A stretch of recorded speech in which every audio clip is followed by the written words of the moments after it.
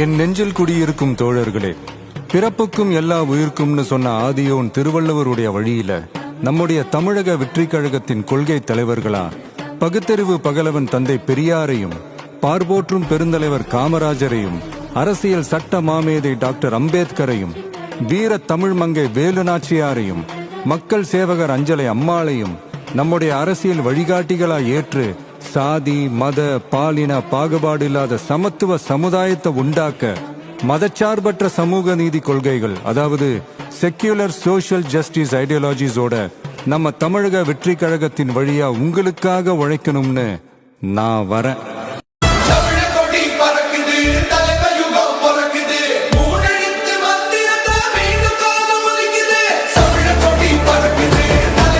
மாநில அரசுகள் கைவிட வேண்டும் என தாவேக தலைவர் விஜய் கூறியதற்கு அவர் அப்படித்தான் பேசுவார் என்றும் வேறு என்ன செய்வார் என்றும் வனத்துறை அமைச்சர் பொன்முடி கூறியிருக்கிறார்.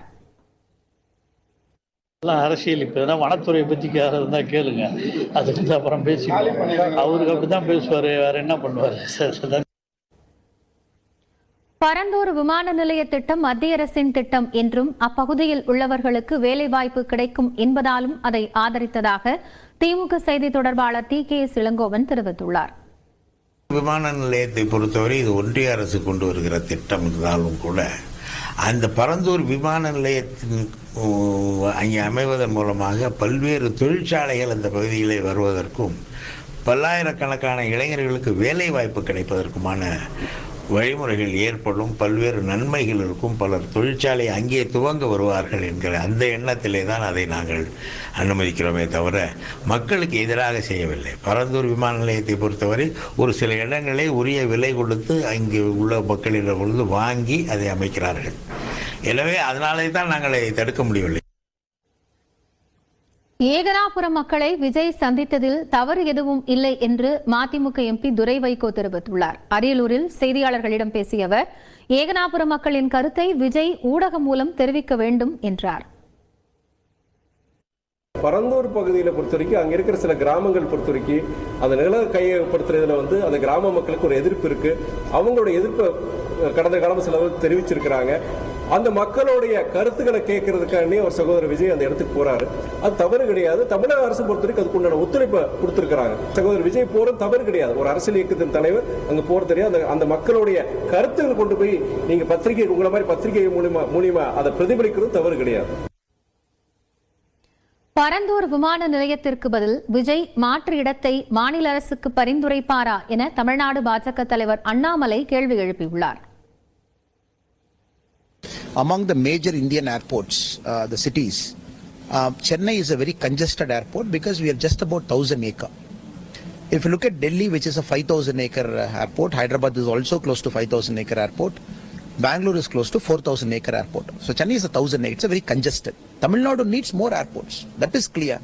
Else Tamil Nadu can never become a $1 trillion economy. I'm sure when new politicians like Mr. Vijay, they go and meet with villages, they have all this. They should have all these things in mind. Or what is the alternate site Mr. Vijay is proposing? A politician cannot simply go and say, I don't want this. What are you proposing as the alternate site? Does Mr. Vijay or the Tamilaga Vetri Kalagam have some other site in mind? Do they want to propose to the state government to consider this? Then we can comment. So as we clearly explained, the BJP's Tamil Nadu stance is we want a new greenfield project airport. Tamil Nadu has to grow. It is a state government subject with respect to the land selection. விஜயின் நிலைப்பாடு தமிழ்நாட்டின் வளர்ச்சிக்கு எதிர்ப்பான நிலைப்பாடு என Sivaganga MP Karthi Chidambaram தெரிவித்துள்ளார். தமிழ்நாட்டுக்கு வருபவர்களுக்கு, வெளிநாட்டுக்கு குறிப்பாக வருபவர்களுக்கு தமிழ்நாட்டை பற்றி, இந்தியாவை பற்றி முதல் அபிப்பிராயம் நம்மளோட ஏர்போர்ட்டை வச்சுதான். ஆனா இன்னைக்கு இருக்கிற சென்னை ஏர்போர்ட் நீங்க பாத்தீங்கன்னா மற்ற இந்தியாவில் இருக்கிற எல்லா ஏர்போர்ட்டோட என்னை பொறுத்த வரைக்கும் மோசமான ஏர்போர்ட் சென்னை ஏர்போர்ட் தான். அதை ஒரு சர்வதேச ஏர்போர்ட்னு சொல்ல முடியாது. அது நெரிசல் ஜாஸ்தி. அதற்காக ஒரு புது ஏர்போர்ட் தமிழ்நாட்டுக்கு தேவை என்பதுல எந்த சந்தேகமும் கிடையாது. அதனால இப்ப ரொம்ப நாளுக்கு பின்னர் ஒரு இடத்துல ஒரு சர்வதேச விமான நிலையத்தை அமைக்கலாம் என்று மத்திய அரசு, மாநில அரசு எல்லாரும் ஒத்துக்கொண்டு ஒரு இடத்தை சேர்க்கிறாங்க. அதை இந்த நேரத்துல வேண்டாம் என்று சொல்லும் ஒரு அரசியல் தலைவர் என்னை பொறுத்த வரைக்கும் தமிழ்நாட்டுடைய வளர்ச்சிக்கு எதிர்ப்பாக சொல்கிறார். நேற்று தமிழ்நாட்டுடைய நிதியமைச்சர் ரொம்ப தெளிவான அறிக்கையை கொடுத்திருக்கிறார். எதற்காக அந்த ஏர்போர்ட் நமக்கு தேவை, எப்படி அந்த ஏர்போர்ட்ல சுற்றுச்சூழலை மதித்து அந்த ஏர்போர்ட்டை கட்டப்போம், அதுக்கப்புறம் அந்த எல்லாம் பாதிக்கப்பட்ட மக்களுக்கு என்ன விதமான நஷ்டஈடு, சந்தைகளை விட அதிகமான அளவு நஷ்டஈடு கொடுக்கறதுக்கும் நிலையை சொல்லியிருக்காரு. அந்த விளக்கத்துக்கு அப்புறமும் போய் இந்த ஏர்போர்ட்டுக்கு நான் எதிர்ப்பு தெரிவிக்கிறேன் அப்படின்னு சொல்றது என்னை பொறுத்த வரைக்கும் தமிழ்நாட்டுடைய வளர்ச்சிக்கு எதிர்ப்பான ஒரு